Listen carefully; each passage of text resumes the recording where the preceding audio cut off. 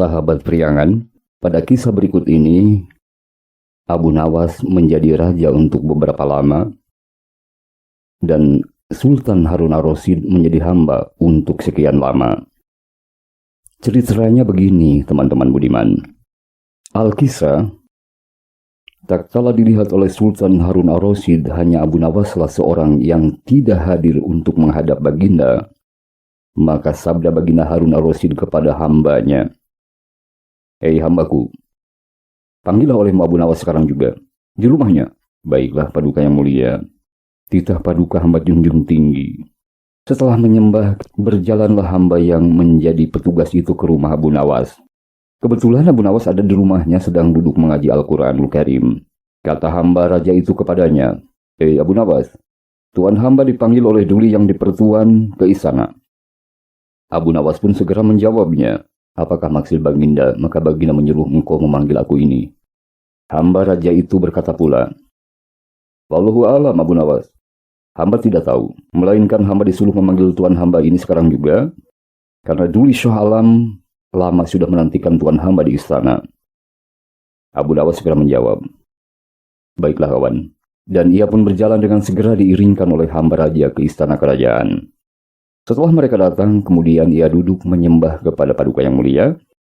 Dan tak berapa lama kemudian, baginda Harun ar-Rasyid bersabda, "Hei Abu Nawas, mengapa engkau tidak datang menghadap kepadaku untuk beberapa lama?"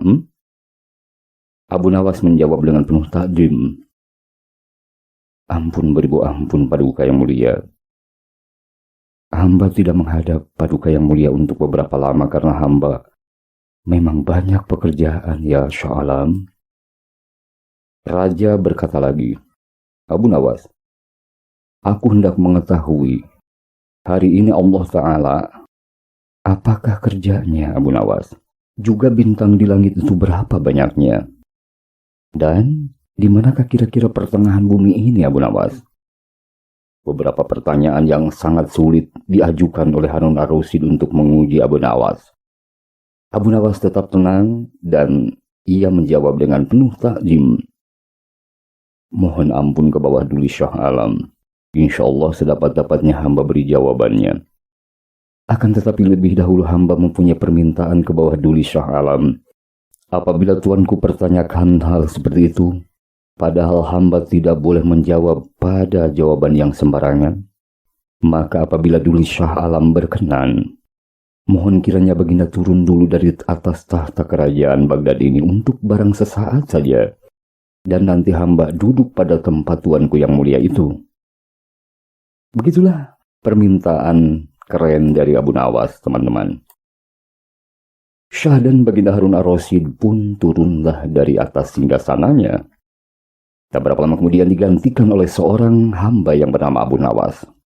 Selanjutnya baginda bersabda kepada Abu Nawas, "Hei Abu Nawas, sekarang jawablah pertanyaanku tadi olehmu." Abu Nawas menjawabnya dengan takjim sambil duduk di takhta kerajaan Baghdad.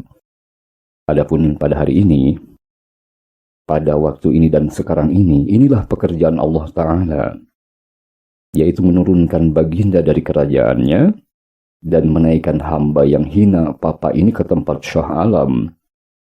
Dan jikalau tuanku hendak tahu banyaknya bintang di langit, baiklah hamba terangkan. Sambil berkata demikian, kemudian Abu Nawas mengambil sehelai kulit kambing dan berkata kepada baginda Harun ar-Rasyid, "Tuanku, silahkan hitunglah bulu kulit kambing ini. Kalau berbeda banyaknya dengan bintang di langit itu, boleh Syah Alam hukum hamba." Sabda baginda Harun ar-Rasyid, "Abu Nawas, siapakah pula yang mampu menghitung bulu kambing itu? Kok aneh-aneh saja?" Abu Nawas menjawab, "Bintang di langit itu pun demikian juga, tuanku. Siapakah tuanku yang dapat menghitungnya? Melainkan Allah jua yang tahu akan banyaknya bintang di langit itu." Baginda Raja berkata lagi, "Abu, kalau begitu, aku ingin tahu di mana letak pertengahan dunia ini. Jawablah lekas." Abu Nawas pun segera menjawab dengan penuh hormat, "Baiklah tuanku Syah Alam,